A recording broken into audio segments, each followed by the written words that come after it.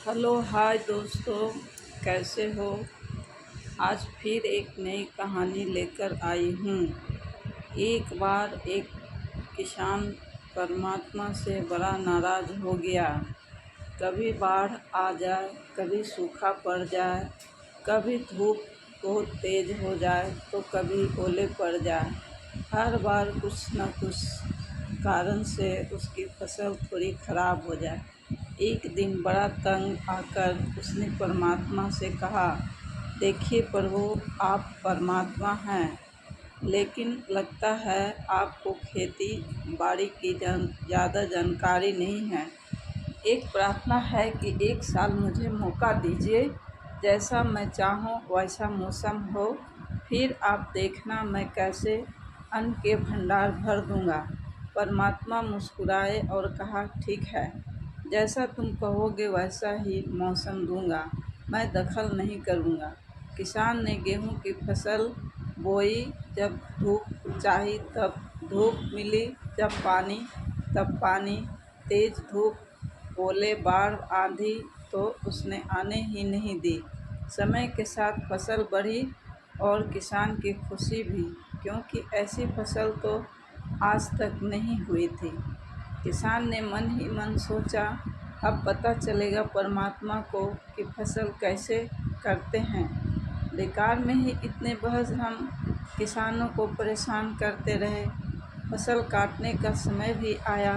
किसान बड़े गर्व से फसल काटने गया, लेकिन जैसे ही फसल काटने लगा, एकदम से छाती पर हाथ रखकर बैठ गया। गेहूं की एक भी बाली के अंदर गेहूं नहीं था, सारी बालियां अंदर से खाली थी।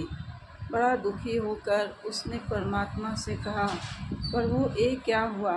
तब परमात्मा बोले, ये तो होना ही था, तुमने पौधों को संघर्ष का जरा सा भी मौका नहीं दिया।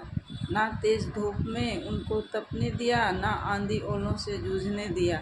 उनको किसी प्रकार की चुनौती का एहसास जरा भी नहीं होने दिया। इसलिए सब पौधे खोखले रह गए।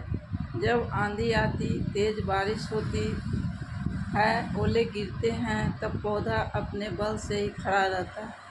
वो अपना अस्तित्व बचाने का संघर्ष करता है, और इस संघर्ष से जो बल पैदा होता है वही उसे शक्ति देता है, ऊर्जा देता है, उसकी जीवटता को उभारता है। सोने को भी कुंदन बनने के लिए आग में तपने, हथौड़ी से पीटने, गलने जैसी चुनौतियों से गुजरना पड़ता है, तभी उसकी स्वर्णिम आभा उभरती है, उसे अनमोल बनाती है। उसी तरह ज़िंदगी में भी अगर संघर्ष ना हो, चुनौती ना हो, तो आदमी खोखला ही रह जाता है, उसके अंदर कोई गुण नहीं आ पाता है। ये चुनौतियाँ ही हैं जो आदमी रूपी तलवार को धार देती है, उसे सशक्त और प्रखर बनाती है।